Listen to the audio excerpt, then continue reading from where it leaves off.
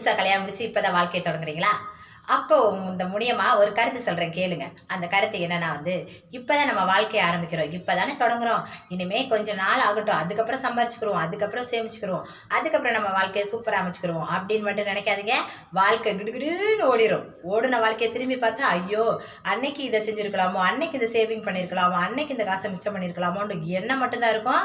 வாழ்க்கையும் நேரமும் ஓடிட்டே இருந்துரும். அதனால இப்போ தான் கல்யாணம் முடிச்சுட்டு கொஞ்ச நாள் என்ஜாய் பண்ணிட்டு நிறைய காசு செலவு பண்ணிட்டு நிறைய வாழ்ந்துருவோம். அப்படி மட்டும் யோசிக்காதீங்க. வாழ்க்கையில என்ஜாய் பண்றது, சந்தோஷமா இருக்கிறது அது வேற மாதிரியான விஷயம். பணம் மட்டும் கிடையாது. அதனால நம்மளுக்கான தேவைகளை, நம்மளுக்கான இதுகளை நம்ம சேகரித்து வச்சுக்கணும். ஆரம்பத்துல இருந்தே கல்யாணம் முடிக்கிற அந்த டயத்துல இருந்தே நம்ம குடும்பம் நடத்துறத பக்குவமா சிக்கனமா நடத்தணும். அப்படிதான் இந்த மூலியமா கல்யாணம் முடிச்ச உடனே சிக்கனமா குடும்பம் நடத்தினா இன்னைக்கு ஹாப்பியா சந்தோஷமா வாழ்க்கை பூரா அந்த ஹாப்பினஸ் தொடர்ந்துட்டே இருக்கு. அப்படி உங்களுக்கும் வாழ்க்கை பூரா தொடர்ந்துட்டே இருக்கிறேன்னா இந்த மூலியமா சொல்ற அட்வைஸை கேளுங்க.